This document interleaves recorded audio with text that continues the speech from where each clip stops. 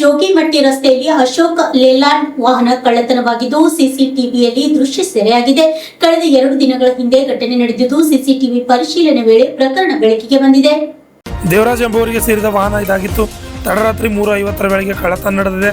ಇನ್ನು ವಾಹನದ door lock ಮಾಡದೆ ಹಾಗೆ ಬಿಟ್ಟಿದ್ದನ್ನ ಗಮನಿಸಿದ ಕಳ್ಳರು ಕೃತ್ಯ ಎಸಗಿದ್ದಾರೆ. ಸಮೀಪದ ಮನೆಯೊಂದರ ಸಿಸಿಟಿವಿಯಲ್ಲಿ ಕಳ್ಳರು ವಾಹನವನ್ನು ಕದ್ದೊಯ್ದ ದೃಶ್ಯ ಸೆರೆಯಾಗಿದೆ. ಚಿತ್ರದುರ್ಗ ನಗರ ಪೊಲೀಸ್ ಠಾಣಾ ವ್ಯಾಪ್ತಿಯಲ್ಲಿ ಘಟನೆ ನಡೆದು ಪೊಲೀಸರು ಘಟನಾ ಸ್ಥಳಕ್ಕೆ ಆಗಮಿಸಿ ಪರಿಶೀಲನೆ ನಡೆಸಿದ್ದಾರೆ.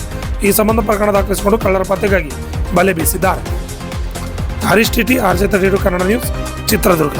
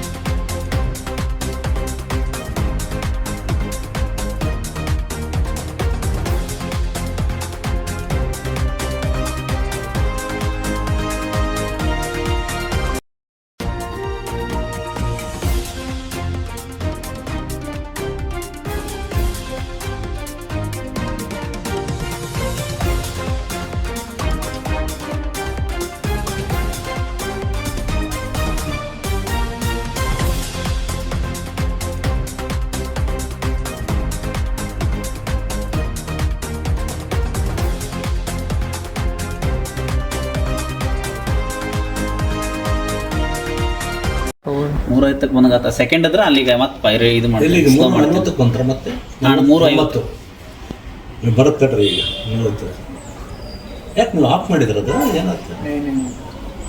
ಇಲ್ಲ ಬಂತು ಬಂತಣ್ಣ, ಮತ್ತೆ ಬ್ಯಾಕ್ ಹೋಗ್ಬಿಟ್ನಲ್ಲ.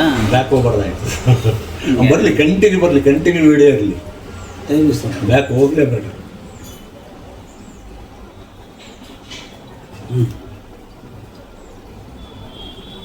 ಅವ್ನು ಚಿಕನ್ ನೋಡಿ ಒಳ್ಳೆ ಕಾರ್ನರ್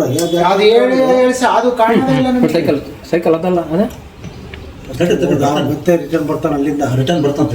ಅವನೇ ಸೈಕಲ್ ನಲ್ಲಿ ಇಟ್ಲ ಒಳಗೆ ಕೊಡ್ತಾನೆ. ಡೈರೆಕ್ಟ್ ಬಂದಿದ್ದವನು, ದೂರ ಬಂದವನು.